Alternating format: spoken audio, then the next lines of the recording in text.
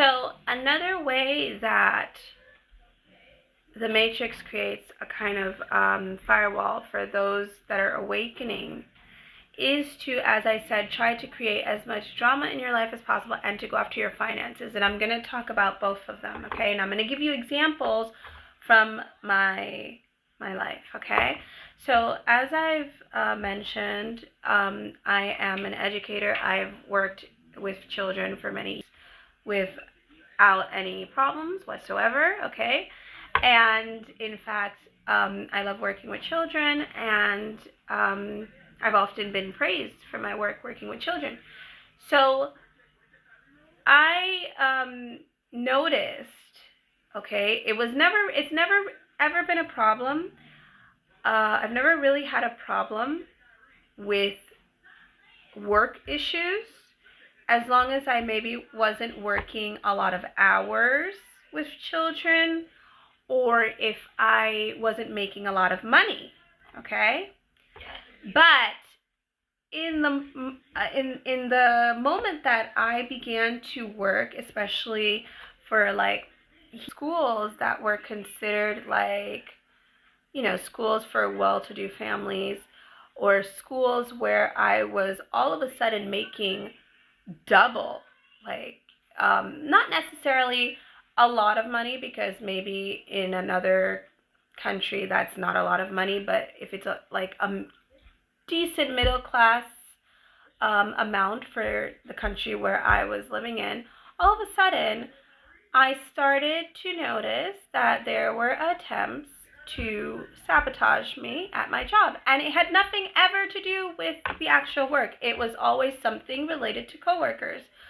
I obviously had a TikTok, nothing too raunchy or crazy on my TikTok, but like I did speak about spirituality, or I spoke about things about energy, I don't know, you know, conspiracy stuff, let's say. But, you know, I never actually spoke a lot with my coworkers, or even told them about my TikTok page, for example, or even use the same number in, like, let's say in the coworkers groups that I use with my account on TikTok.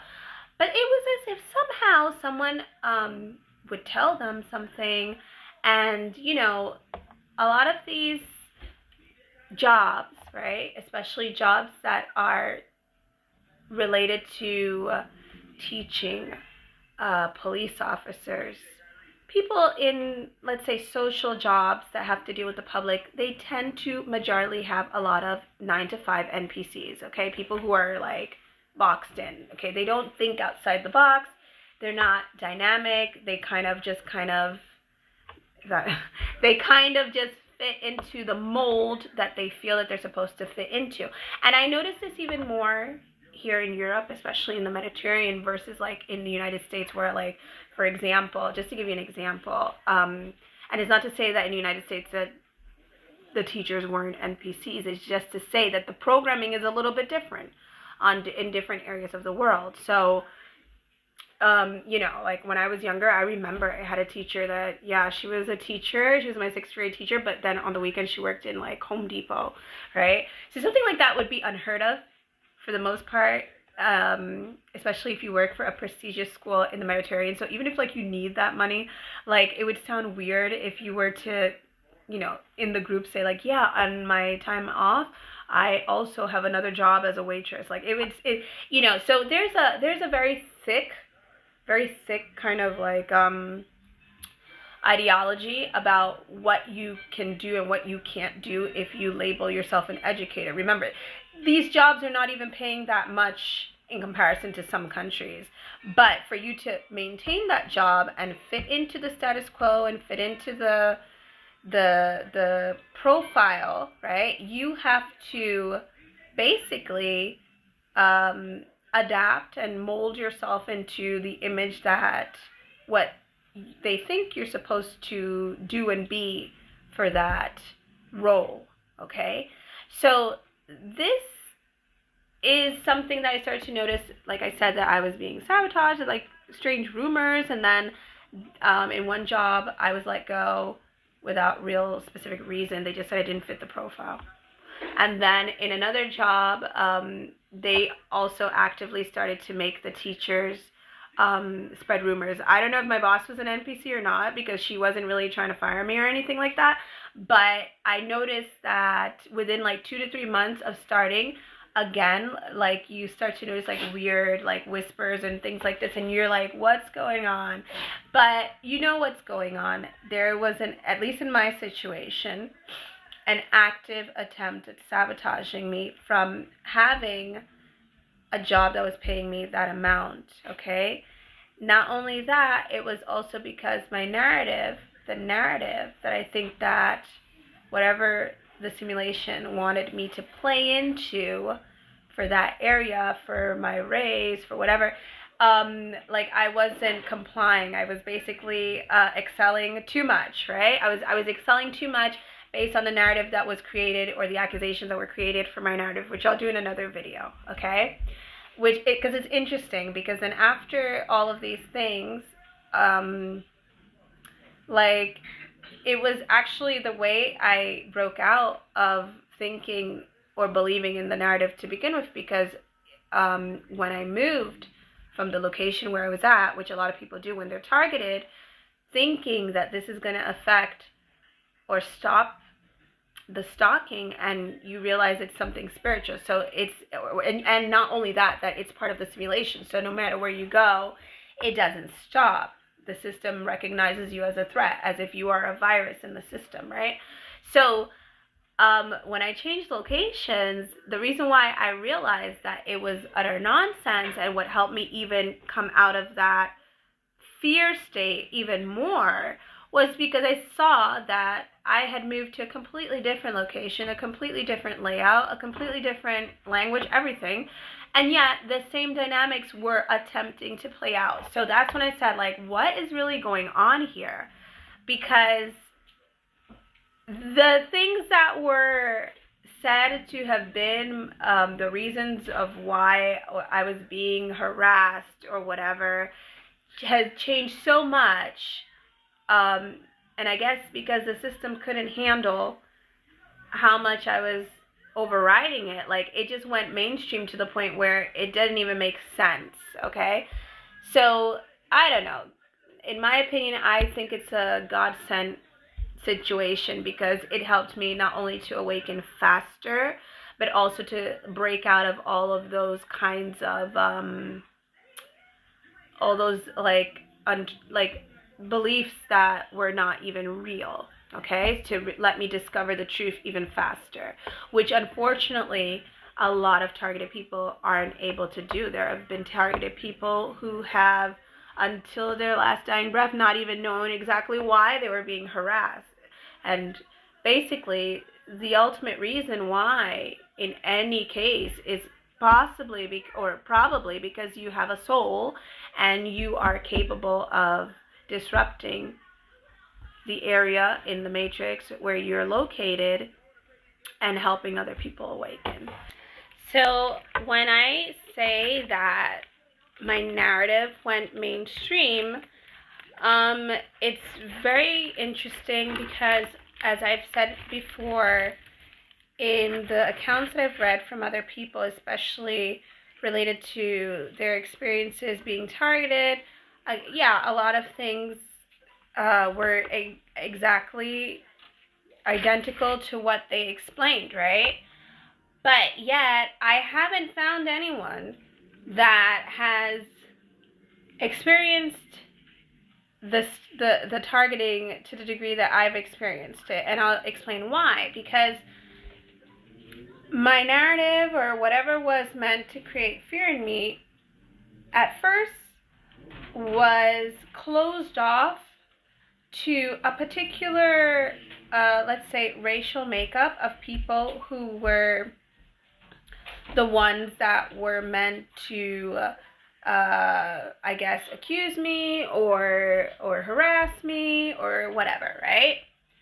So as I entered my period of isolation, which happens a lot when you are spiritually awakening, okay, I did it like pretty drastically. Like, I mean, not necessarily drastically because as I started doing it, I started doing it more because I started noticing like I couldn't trust certain people.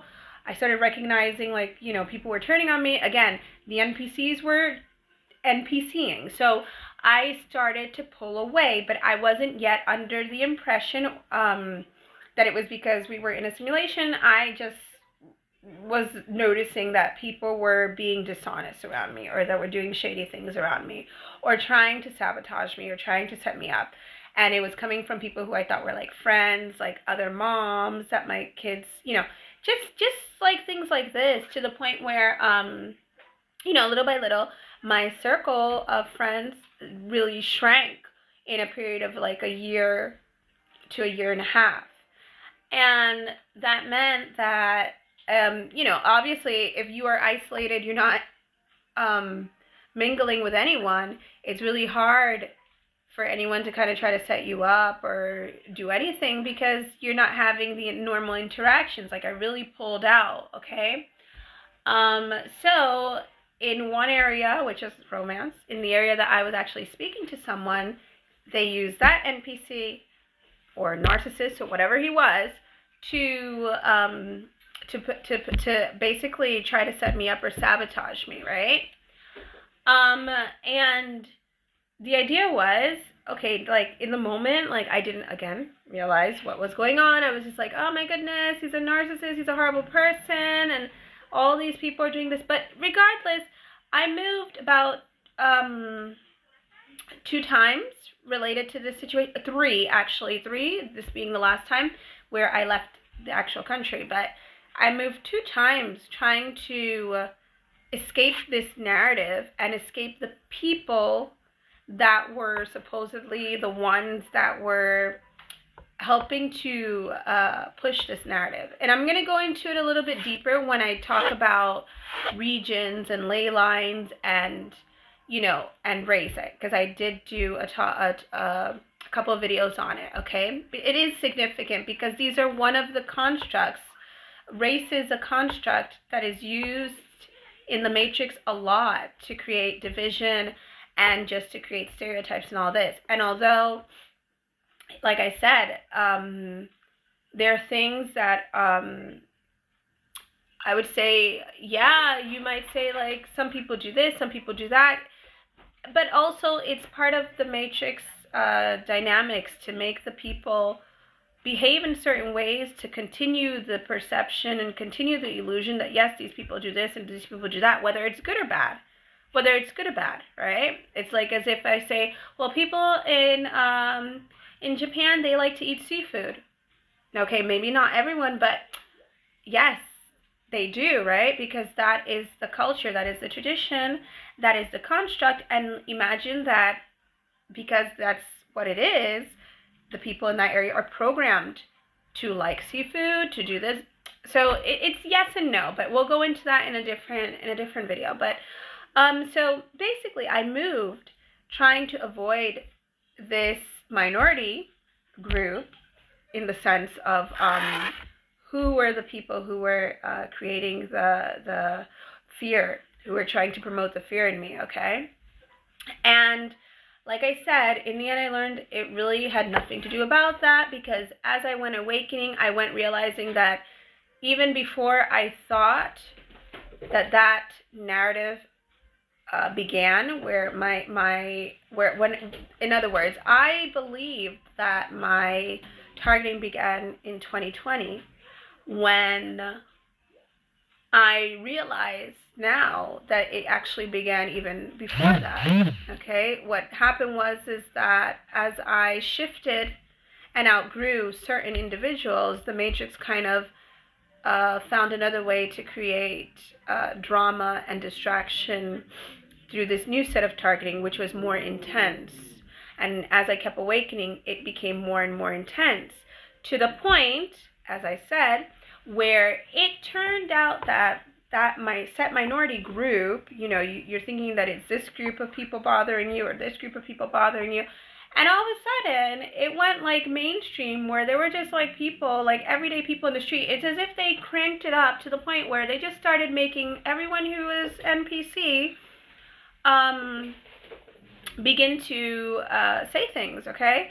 So now this really like up to the notch, because this, if I were to explain it to someone, was probably meant for me to sound like a lunatic or something. Because if you were to go to some place and be like, everyone's saying that, like people would say like, oh no, she's lost it, right?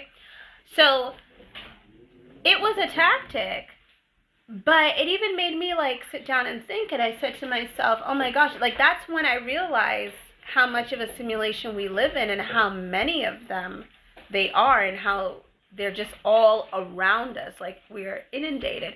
Or maybe, you know, you never know, maybe like it's like what some people say, our souls are not really from here, and we were just planted here by God to wake up and you know, bring this little plane of existence back into his kingdom. I don't know.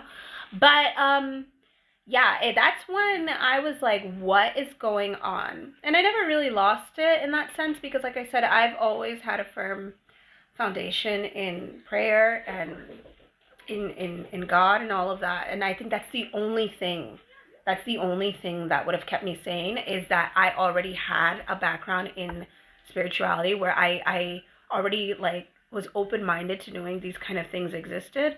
And then I have the security in knowing that God is with me, and he always is guarding me and protecting me. And I think throughout my life, I've always had a lot of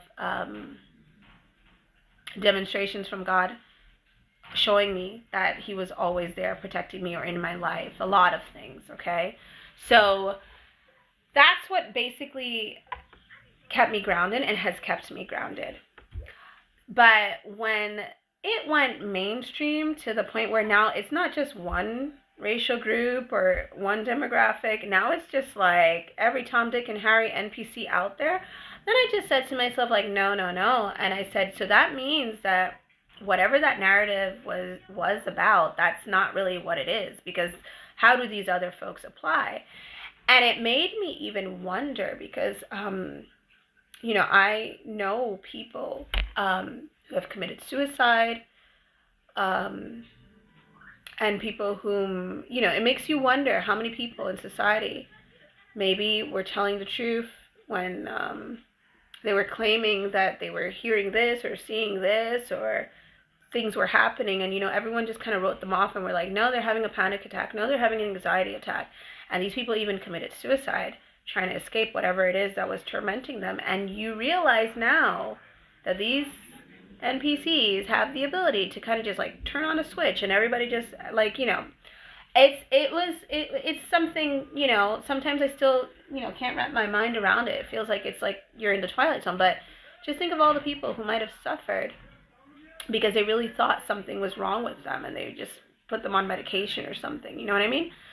So if not for anything else, for that, that's a strong enough reason for me to want to make sure everyone is awakened and aware of all of this.